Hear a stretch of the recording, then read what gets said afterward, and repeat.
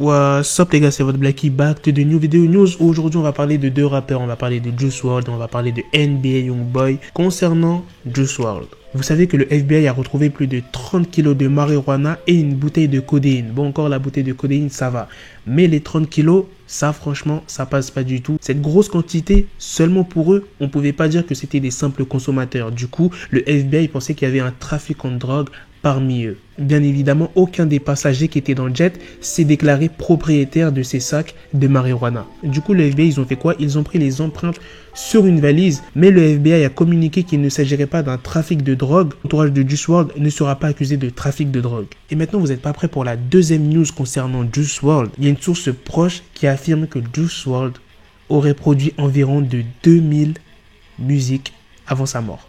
Vous avez bien entendu, non, je me suis pas trompé les gars, c'est pas 20, c'est pas 200, c'est 2000.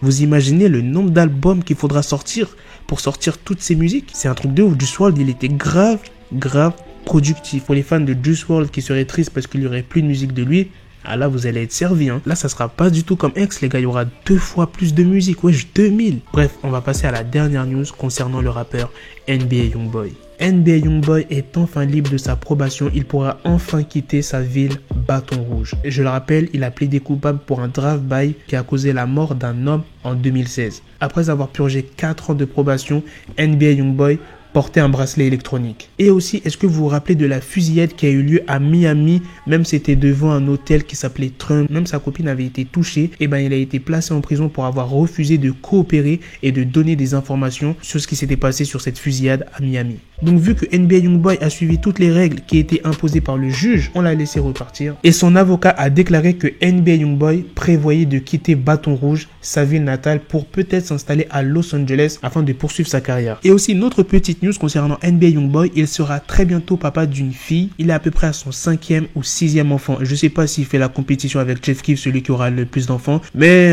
la course est serrée. Faut vraiment qu'il arrête ses conneries et qu'il continue parce qu'il est énormément écouté aux États-Unis. Tout le temps il fait des putains de millions de vues. Même en France, il y a là les gens qui écoutent NBA Youngboy. J'étais choqué. Très bonne news sur NBA Youngboy. Très bonne news concernant Juice WRLD. 2000 musiques les gars. 2000 musiques, j'en reviens pas wesh. Bref, à la prochaine pour de prochaines vidéos les gars. Peace. Got the bezel, had to switch my schedule on my dick, she like a Lego, never Lego. Her mouth stuck up on me, so I call her Velcro. Tell her, need my dinero, pendejo. Hit my metro if it's about to peso, like it's Go Diego, make it right on schedule. Got a pistol on me with the biggest endo, bitches in the back just like a fucking echo. Hey, that bitch told me you got pencil dick. She grip on my dick like a selfie stick. I got a big gun, I need help with it. To wet your babe up, Michael fell with it.